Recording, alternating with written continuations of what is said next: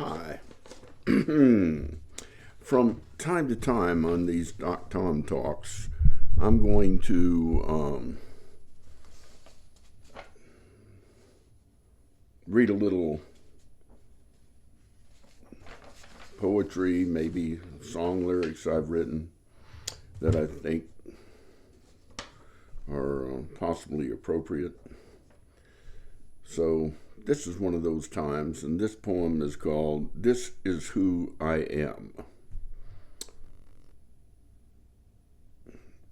It starts off with a quote from Shakespeare, Out, out, brief candle.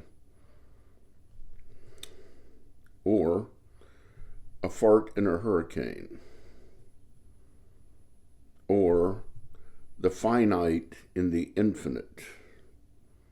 Or, an ant in an anthill. Or, an ant in 1,000,000 anthills. Or, a spark in the dark. Or, a grain of sand in all the ocean's beaches. Or, all there is or ever will be. Or, all that really matters. Or, everything really. Or, a spirit with a job to do. Or, a spirit with no job to do. Or, infinite. Or Z. Or random. Or purposeful. Or all. Or none. Or something else. Or spirit. Or animal. Or both. Or a combination of meaningful or meaningless what? Thus endeth the poem. Let's see what else I got here that I dredged up. This is a quote from one of the great minds and physicists and philosophers of the last century.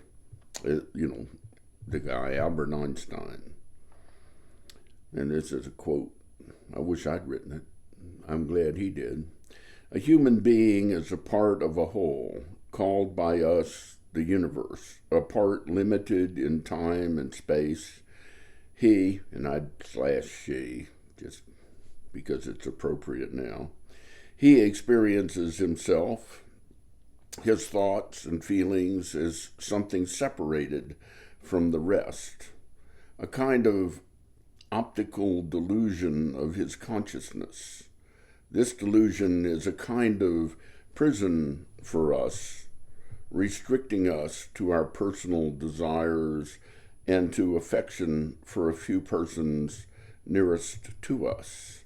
Our task must be to free ourselves from this prison by widening our circles of compassion, to embrace all living creatures and the whole of nature in its beauty. Thus saith Albert Einstein.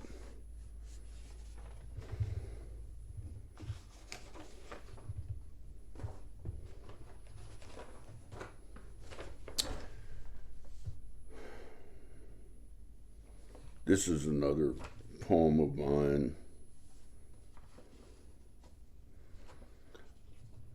Long away and far ago. That's kind of like a play on E.E. Cummings, if anybody's familiar with the poet.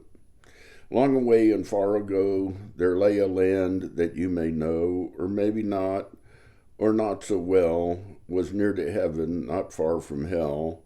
It had a name, was known as Asu, and nameless folk did live there too. A shepherd folk who worked the land lived in reverse from mouth to hand. They reaped, then sowed, and so they say, the night there did precede the day. Their children wise, their elders fools, their leaders paid no heed to rules. It seems they grew not up but down, and in their Things small pleasure found. They cherished things, but found small joy in each new shiny, precious toy. They preached of love, but practiced hate, believed in free will and in fate. They were so humble that they were vain, preached forgiveness, practiced pain. Truth was highly valued there, so valued it was hidden with great care. They loved their neighbors, great and small, and did their best to kill them all. Their neighbors responded in like kind, and in the end, I think you'll find that everyone did lose their mind. Once their minds were lost for good, their bodies followed as they should. Now Asu's gone, no trace remains where people did outgrow their brains. And then I say ASU is USA in the mirror. That's pretty cool. I don't even remember when I wrote that. But here it is in my handwriting. There you go. Interesting. So one more little venture into my creativity. This is a poem called Watching.